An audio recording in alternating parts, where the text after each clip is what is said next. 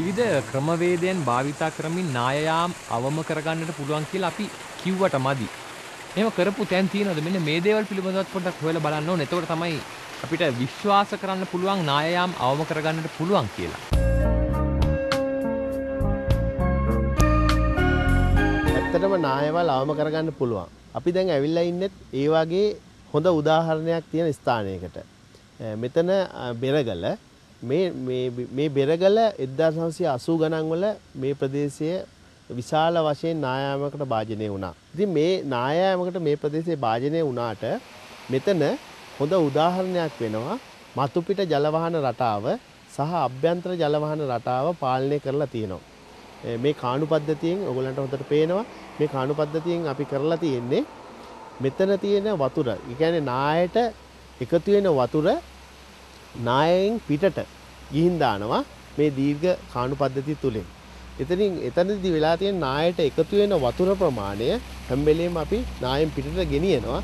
මේක නිසා මේ නාය දැනට පාලනය වෙලා තියෙනවා. දැන් අපි නායයාම් පිළිබඳව සෑහෙන කරුණු කාරණා දන්නවා. එhmenan අනාගතයේදී ඇතිවිය හැකි නායයාමකදී මිනිසුන් ආරක්ෂා කරගන්නට, දේපල ආරක්ෂා කරගන්නට, එම නායයාම් වලින් සිද්ධ වෙන හානිය අවම කරගන්නට අප කෙලෙසද ක්‍රියාත්මක වෙන්න ඕනි කියලා අපි දැන් හොයලා බලමු.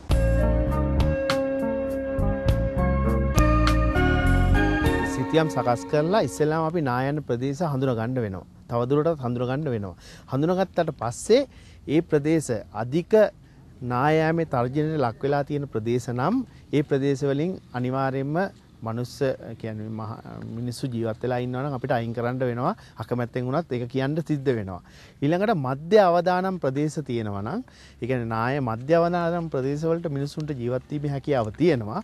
නමුත් ඒ එක්තරා කියන්නේ ඉංජිනේරුමේ ඉදිකිරි ඒනට අනවශ්‍ය ඉඩම් පරියන්න කටයුතු වලින් වැළකෙන්න වෙනවා මේ ප්‍රදේශවලින්. ඒ වගේම ජලය පාලනය කරන්න වෙනවා. ඒ ප්‍රදේශවල ක්‍රමවත් ජලවහන රටාවල් හදාගෙන තමයි මේ ප්‍රදේශවල අපිට ජීවත් වෙන්න වෙන්නේ. මහ ජනතාව මේ ප්‍රදේශවල ඉන්න අනිවාර්යයෙන්ම හොඳින් දැනුවත් කළ යුතුයි. දැනුවත් කළා විතරක් මදි වෙනවා. ඒක නීති මාර්ගයෙන් ඒවා ක්‍රියාත්මක වෙන විදිහේ වැඩ කටයුත්තක් සකස් කරනවා නම් තමයි මේ නාය අවදානමෙන් අපිට ඉදිරි අනාගතයේදී බේරෙන්න පුළුවන්.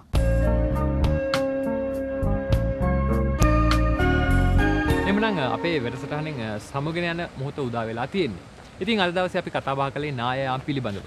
ඉතින් ස්වභාවික හේතුන් මත වගේම මිනිස් ක්‍රියාකාරකම් මත ඒට විවිධ සාධක එකතු වෙලා නායයාමක් ඇති වෙන්නේ කොහොමද කියලා දැන් ඕගලන්ට හොඳ වැටහීමක් ඇති. ඉතින් අද දවසට වැඩසටහනින් සමුගෙන යනවා. ඊළඟ වැඩසටහනේදීත් විවිධ ස්වභාවික ආපදා පිළිබඳව කතා බහ කරන බලාපොරොත්තු ඇතුව ඔබට සුබ සතියක්. ඉදිරිපත් කිරීම ජාතික විද්‍යා පදනම